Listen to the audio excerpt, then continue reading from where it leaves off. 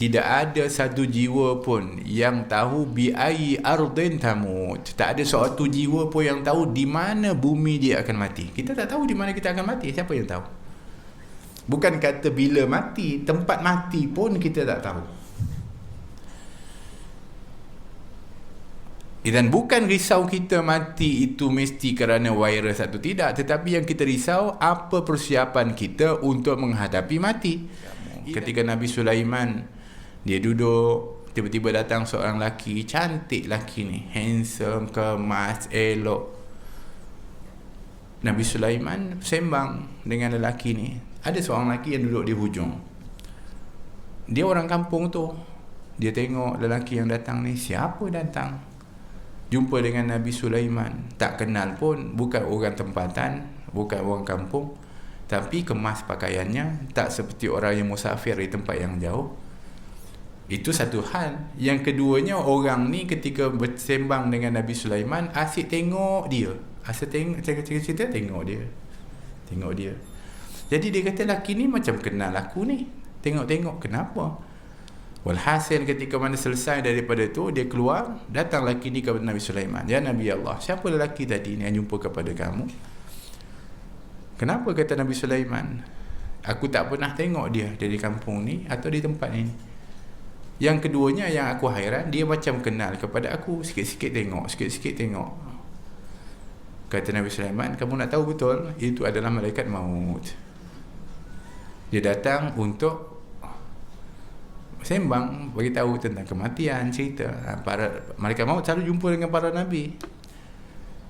Itu biasa, para nabi jumpa dengan para malaikat tu biasa, termasuk malaikat maut. Malaikat maut ni biasa datang, akan beritahu cerita-cerita biasa dengan para nabi. Sebab tu Nabi Musa ketika mana datang malaikat maut, dia cerita-cerita. Satu hari dia datang, kamu datang kenapa ni? Aku datang ini bukan cerita-cerita lagi, nak cabut nyawa. Tu yang dia tampang malaikat maut tu. Kan sampai terkeluar matanya. Itu disebutkan dalam Sahih Bukhari. Ini cerita betul, bukan Israiliyat. Walhasil, ketika dia dengar Nabi Sulaiman cakap itu malaikat maut, apa perasaan dia? Mestilah dia takut. Dah lah, itu malaikat maut, tengok-tengok dia semacam je.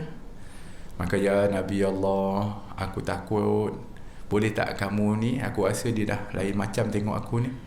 Boleh tak engkau yang diberikan mukjizat oleh Allah untuk perintahkan angin untuk bawa aku ke satu tempat negeri yang paling jauh, ujung dunia lah kita kata, agar aku dapat lari daripada dia.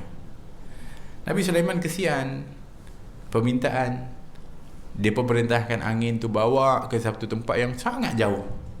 Sampai dia kat situ, mati dia.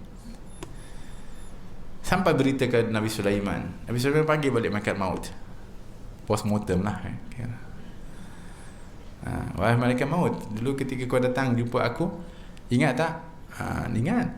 Waktu tu kita sembang-sembang, kemudian ada lelaki duduk dekat situ. Kenapa yang kamu tengok-tengok dia macam aku kenal, kemudian ketika aku hantar dia ke tempat yang jauh, kamu cabut nyawa dia? Kata malaikat maut, ketika aku dipanggil oleh kamu, wahai Nabi Allah, aku masa tu belum ada tugas lagi, free time. Tapi waktu ketika aku datang kat situ, lepas tu aku ada tugas, setelah tu aku ada tugas. Dan tugas aku setelah itu adalah untuk mencabut nyawa lelaki tu. Yang aku tengok-tengok dia sebab aku hairan, waktu dah dekat tapi dia ada dekat sini. Sedangkan aku diperintahkan oleh Allah untuk cabut nyawa dia di negeri yang sangat jauh. Jadi aku hairan, kenapa dia kat sini? Sedangkan Allah kata kamu cabut nyawa dia di sini. Tapi ialah malaikat, dia tak akan pernah bantah dan dia taat kepada Allah. Maka waktu dah semakin hampir, dia minta izin daripada Nabi Sulaiman, dan dia pergi tunggu di tempat tu. Tiba-tiba datang menyerah diri dia. Dia sangka dia lari daripada mati, tapi dia sebenarnya menghantar dirinya untuk kematian di tempat yang telah ditetapkan oleh Allah. Sebab tu disebutkan, tidak ada satu jiwa pun yang tahu bi ayyi ardin tamut. Tak ada suatu jiwa pun yang tahu di mana bumi dia akan mati. Kita tak tahu di mana kita akan mati. Siapa yang tahu? Bukan kata bila mati, tempat mati pun kita tak tahu. Dan bukan risau kita mati itu mesti kerana virus atau tidak, tetapi yang kita risau apa persiapan kita untuk menghadapi mati.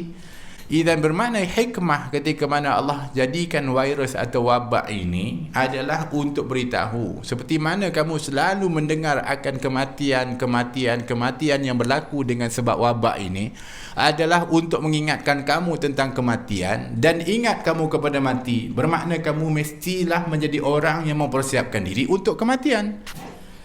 Kan itu sebenarnya hikmahnya. Banyaknya orang mati dengan sebab wabak ni, bermakna kamu juga ada risiko untuk mati. Tahu sebelum ini kamu pun tak ada virus pun akan mati, tapi sebelum ini kamu lalai lupa, tapi ada virus ini kamu akan semakin ingat mati. Dan kata Nabi, beruntunglah orang yang selalu ingat mati, kerana orang yang selalu ingat mati ini sepatutnya dia akan semakin bertambah amalnya untuk mempersiapkan diri untuk menghadapi kematian. Bahkan dalam satu asar disebutkan orang yang ingat mati 20 kali satu hari akan dibangkitkan bersama para syuhada pada hari kiamat. Yang sebelum ni kan kita tak ingat mati. Sekarang ingat mati, Alhamdulillah. Cuma bezanya ialah ingat mati tapi paranoid, dan akhirnya yang kita buat ini lebih kepada arah duniawi tapi lupa kepada ukhrawi. Bermakna kita tak bernambah amal tapi kita menambah obat. Memang silap. Kita menambahkan penjarakan kita bukan hanya jarak 1 meter, tapi menjarakkan diri daripada ibadah, menjarakkan diri daripada amal, menjarakkan diri daripada masjid, menjarakkan diri daripada majlis ilmu, zikir. Kita jarakkan bahkan bukan hanya kepada itu, tapi kepada tempat-tempat yang baik dan amalan yang baik.